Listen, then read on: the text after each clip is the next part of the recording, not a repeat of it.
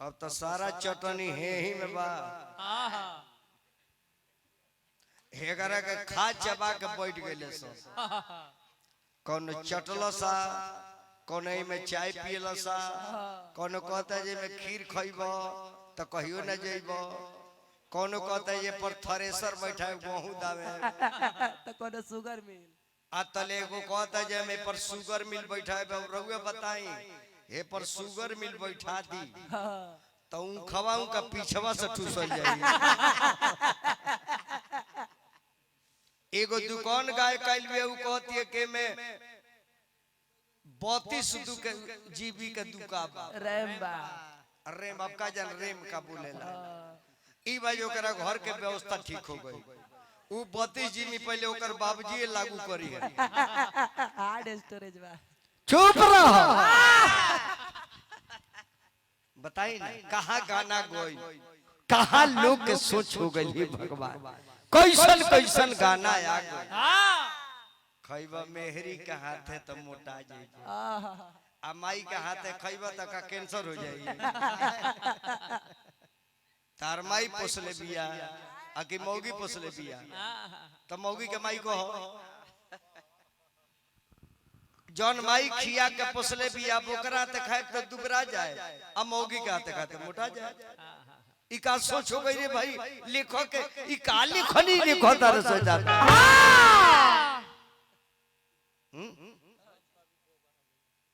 का ना कहलो तो करे हमरा से कहो कहत रे सब कभी कोबा हो गेले सब कवि में दोष नहीं है जाले समाज बहिष्कार ना करी कहीं गांव में बारात होता अश्लील बजाओ तरह से तो 10 आदमी खड़ो के कहीं हमारे गांव में ना बजला निमन गीत बजाओ और रउआ लोग तैयार ना हो के तो हमने के गौवा के अपमान को के उजाले सो रउआ जान लेके रउआ का माजा देके जाता हूं तब बेइज्जत को के जाता रे सोन ये खूब गांव में मार लंगटोई बजौनिया से एक जना डरे बोलले वो कनी के पकड़ के अतना मार मारी जे पैंटे में होग दे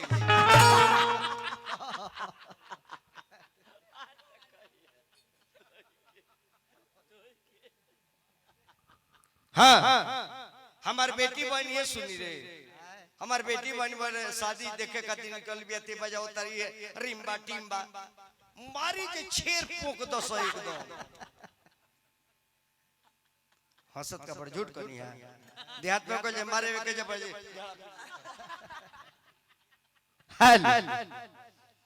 ऐसे नौजवान से निवेदन बा अपने स्वाद के लिए अपने औलाद को न बिगाड़े आ लइका लो में कमी हम देखता नहीं हमने के 200-400 रुपया देला तो सीधे ले आई बाबा ले ली फलाना जादू आ हे कनी के 5 रुपया देवे के पड़ता मामूली मेहनत से लइका देता रे सो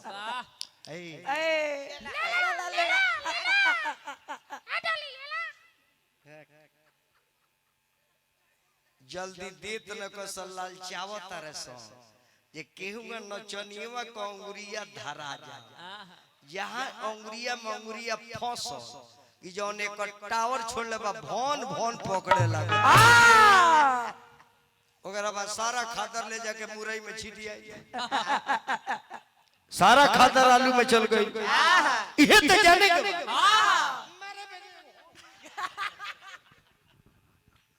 तो हमार चटनी कौन बा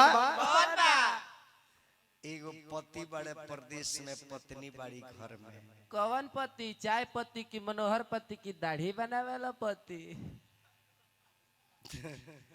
तार बाबजी तार माई के कौन पति हो दाढ़ी बनावे वाला बुझली हां त हजाम होइस त ये न कहबे तोर माई के दाढ़ी बनाव ले तोर बाबूजी माई नहीं जानत होई मसाज उसाज करे ले ब्लीचिंग करे ले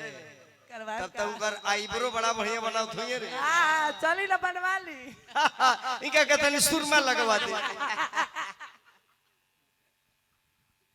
देख ले अपना बहन बेटा के बतियाओ मनवे का जीपल से गिर गई वो ये नहीं जाके के आगे बढ़ना है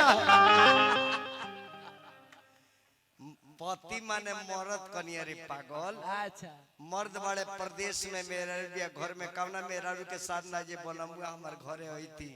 आ कवना मर्द के मन ना हो कि फैमिली अपना संगे संगे रखती सब कुछ चाहेला। अरे मेहरारू कब कब अपना मर्द के खोजली स जब जरूरत पड़ी तो कब कब होली में, दिवाली में, छठ में, दशहरा में कब ना खोजे, लगन में खोजे ले जे परछावन में जईती वहां का बराती जईती हम कहती जे देखो ना आपका ट्रैक्टर पर जाता है। और दिवाली में काहे कति खोजली स दिवाली में तार माई खोजत हुई सब कर बोले मुए आ गई हमार हजमा कहा बा कौन एटम बम छोड़ता कौन नागिन पड़ाका पड़पड़ावता हमरो हजमा रही तो तन छुड़छुड़ी छोड़ ली सब कर बनवा के कौन छत पर मोमबत्ती दरता कौन दीवार पर दरता हमरो हजमा रही ना नादा पर धरी तो खूटो पर तो धरी खूटा पर अच्छा नाद खूटा पर दिया ना धराला हाई बड़े हमरा में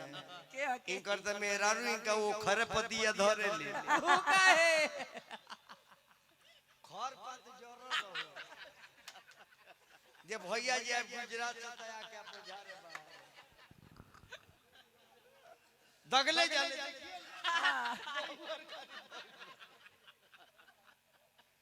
पागल हमरा सजरा आय हाय हाय ए बारमा भाई सब लोग जानता जे मर जाए के बाद तबो लूटो पाटो दखली दे हुकर उजार दो हुकर फाड़ दो हुकर दखली क दो।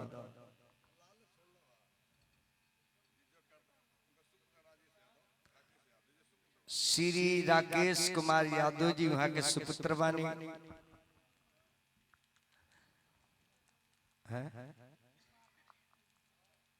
100 रुपया दलमनी राधे राधे किराना स्टोर के दुकान देनी है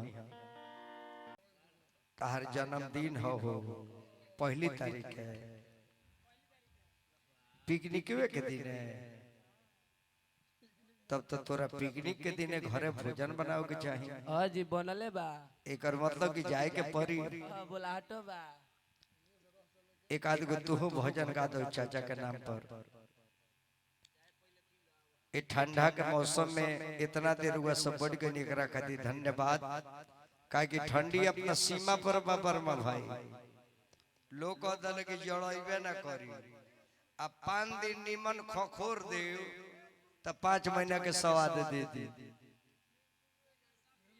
हाँ तो निर्गुण में दो चाहे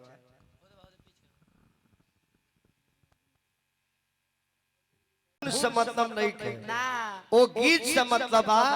बर्तन से मतलब नहीं के बर्तन में का धर तरह इससे मतलब अभी ना कि आज भर ढील दो मुड़ी धके छील दो बताओ तो इहो गोले बताओ ना दीवेन हो आवे के मन करी भगवान के ब्यास खड़ा होके कहे लगे तलो जे माई आई लाज बचाई माई आई लाज बचाई अब बेंजू वाला ने सरल ले बा कारे ले बा हाउ वाला पील हम मुड़ी द के छील ताहू के मन करी तो रास्ते में से लौट जाई ऐसे कृपया ऐसे वंचित रहो अच्छा रही लूह न मारी सर्दी न लागी देखा तारा छिलाई बा ठंडा में लोग के लूह मार देला